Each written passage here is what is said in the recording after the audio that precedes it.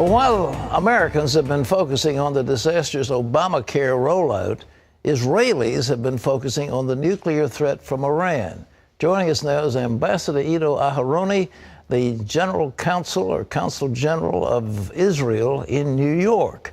And it's a pleasure to welcome you. Thank you for being here. Thank you for having me. I understand you used to watch American NBA basketball on our MET in Israel. Well, let me tell you, Pat, a whole generation of Israelis will be forever grateful to you for introducing NBA to Israel. They didn't know that before. No, this was in the early 80s, and METV, your television station, was the only station that provided NBA games regularly. It was my introduction to the NBA, and for my contemporaries as well. It swept the country. It swept the country, and you made a great contribution. Well, I'd like to think it was more spiritual, but we'll do what we can. Hey, listen, one of the things that you have been trained in image making, public relations, and somehow Israel's image was really very poor. What have you done to change it? You've advised your superiors in Tel Aviv. Well, you know, obviously it's never, although, you know, I'll be glad to take credit for it, but it's really not just the work of one person or one organization. It's the collective of the people that care about Israel. It's the Jewish establishment, it's the Christian world that cares about Israel. And what we did simply, and I think it happened after 9/11, probably as a result of 9/11, we started communicating effectively Israel's advantages to the world, so that the world will see how Israel can be relevant to the quality of life of every person. Right. Let me just mention the strong bond that we have between Israel and the United States. One of the manifestations of it is the fact that over the years, since 1951, $40 billion worth of Israel bonds were invested in Israel by American people, most of them Jewish, but there's a big portion of that comes from non-Jewish people as well. All right, let's go to the thing that's on everybody's hearts. There's some report that maybe within a few weeks, Iran is going to have enough fissile material to make a bomb. Is that what's your understanding? Could you elaborate on that? Look, ultimately, and we're fully aware of all the gestures made by Iran recently, ultimately they will be judged by their deeds and not only by their words. I believe that we will know in the next several months whether this particular regime is serious about stopping its nuclear program. But here's the problem. Before we begin the discussion about the problem with nuclear Iran, I believe we should look more seriously at what the current regime is doing before they have nuclear weapons with conventional military capabilities. What are they doing? They're instigating violence and instability all over the world, from Latin America through North Africa to Central Asia, certainly in the Middle East. Today is the anniversary to the seizure of the American embassy in Tehran in 1979, October 4th. It's today, I believe. And we have to understand that the Iranian regime is an apocalyptic regime that is interested in the dissemination of the so-called Islamic Revolution throughout the world.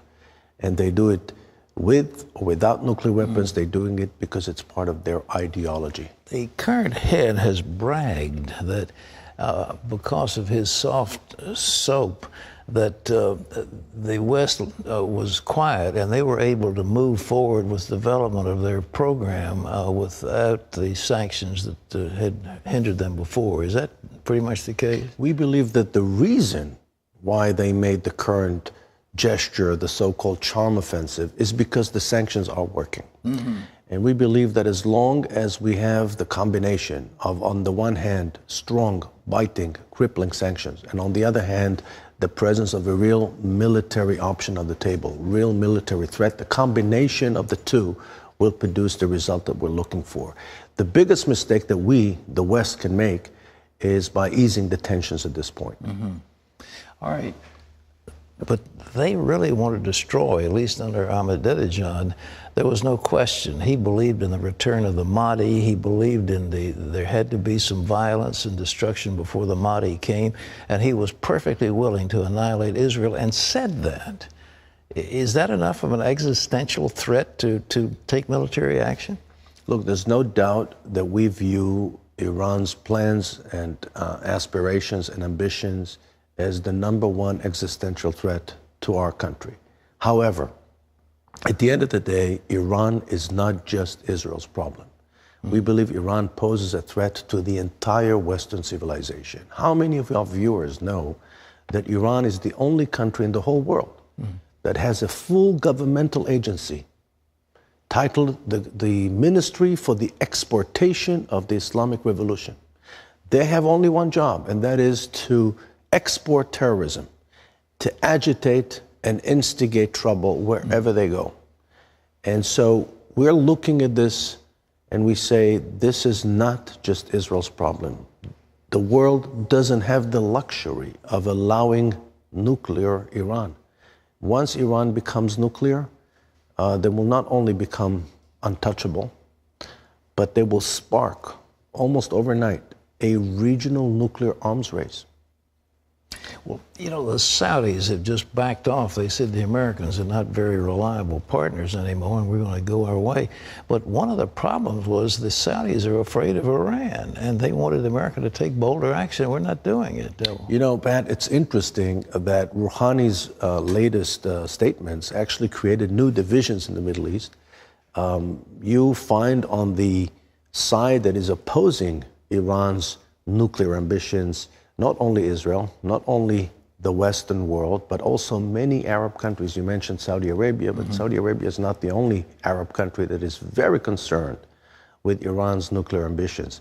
So I think there is hope that if we will continue with this tough, strong regime of sanctions, coupled with the presence of a real military threat on the table, so that the Iranians will be convinced that the world is not only able to strike, but is also willing to strike if needed, then I believe the combination of the two will actually produce the result we're all looking for. When you say the world willing, there's only one country willing, and that's Israel. Do you think anybody else is willing to strike them? Well, again, we just happen to live in that part of the world. You know, as our late Prime Minister, Yitzhak Rabin, who's today is again the commemoration for his assassination, he used to say, that, what can I do? He said, we live in a lousy neighborhood. Yeah. Okay. And I think that we certainly recognize that we live in a very difficult part of the world. However, again, we don't think Iran is just Israel's problem.